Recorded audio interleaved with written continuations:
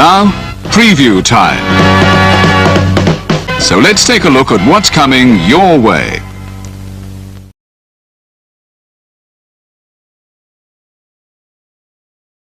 And now for a taste of things to come.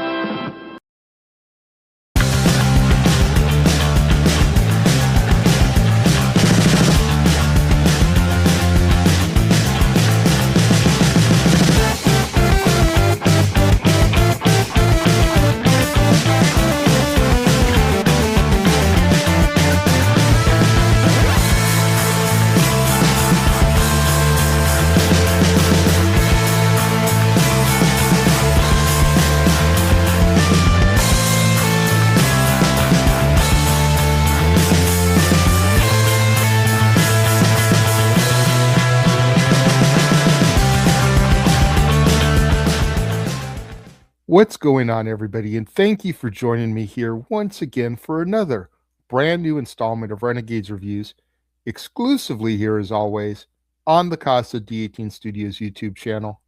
I, of course, am your host, the Renegade JJ Williams, thanking each and every one of you for coming back and joining me here today in the theater.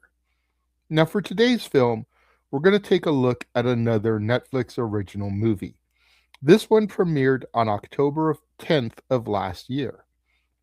Today's film is a psychological thriller entitled The Woman in Cabin 10, and it stars Keira Knightley, Guy Pearce, Art Malik, Gugu Mbatha Raw, Kaya Scodelario, Daniel Ings, and Hannah Waddingham. And as our movie opens, Laura Blacklock, played by Keira Knightley, is an investigative journalist, and she is recovering from the trauma of witnessing one of her sources' murders. She receives an invitation from terminally ill billionaire Anne Bulmer, played by Lisa Levin Consley. She joins her and her husband, Richard, played by Guy Pearce, as well as their wealthy guests, aboard their luxury super yacht, the Aurora Borealis. which is sailing to a fundraising gala in Norway. Laura has been invited so she can write about the Bolmere's new charitable foundation. The first evening at sea, Laura ducks into cabin 10 in order to avoid her ex-boyfriend, Ben, played by David Ajala, a photographer who is also working for the Bolmeres, and she encounters a mysterious blonde woman in the cabin. After dinner, Anne privately reveals to Laura that she has stopped taking her medication and gives her a copy of the speech that she plans to make at the gala to announce that she is donating her fortune. That night, Laura wakens to a woman's scream and finds a bloody handprint by cabin 10 and witnesses somebody fall overboard. She alerts the ship, but all passengers are accounted for. No guest is registered in cabin 10, and the handprint has mysteriously disappeared. Unnerved, Laura begins to investigate. The voyage continues, and Anne appears to forget her earlier conversation with Laura, blaming her medication. Laura spots the blonde woman in one of Ben's photographs of a party that was attended by fellow passenger Adam, played by Daniel Ings, who claims not to remember her. At the spa, someone writes "stop" on Laura's steamy shower door.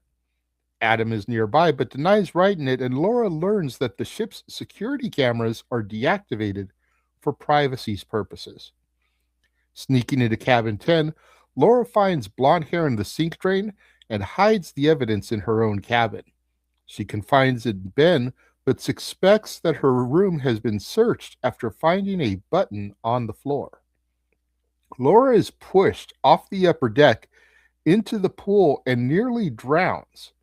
The hair and button disappear when her coat is laundered, and she notices Anne's doctor, Robert Mehta, played by Art Malik, is missing a button. The crew are unwilling to answer Laura's questions, and the irritated guests refuse to believe her suspicions. Barricading herself in her room, Laura spots the woman from cabin 10 in the hall and follows her into the ship's engine room. Begging Laura to drop her investigation, the woman knocks her unconscious and hides her in a storage room.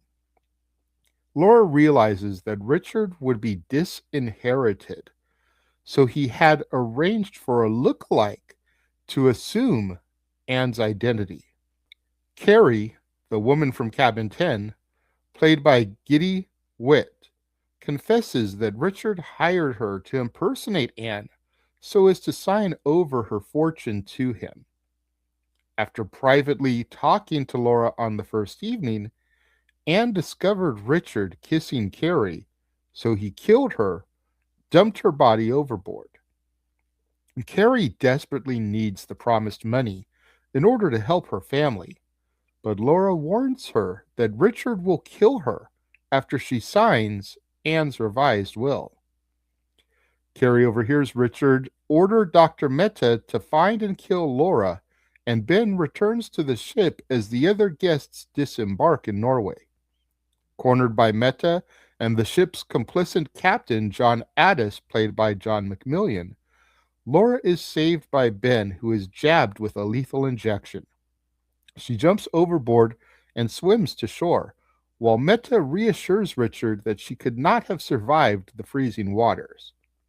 Posing as Anne, Carrie reluctantly signs the new will, surprising Anne's legal counsel and drawing suspicion from Anne's bodyguard, Sigrid Sig Nielsen, played by Amanda Collin. Richard prepares to have Carrie killed, while Laura explains Anne's murder to Sig and offers to prove Richard's guilt. Laura interrupts Richard in front of the entire gala, and with Carrie's encouragement, reads Anne's speech, revealing that Richard was to be cut off from her money. In desperation, he declares that Carrie is not Anne and takes her hostage at knife point, fleeing to the dock. Sieg retrieves a rifle and wounds Richard in the shoulder, and Laura kills him with a nearby crank before he can kill Carrie. Laura publishes her expose on Richard's crimes, leading Meta and the captain to be arrested for the murders of Ben and Anne, while Carrie returns home to her daughter, and our movie comes to its close. Okay, truth be told, there's one reason and one reason alone why I watched this movie: Keira Knightley.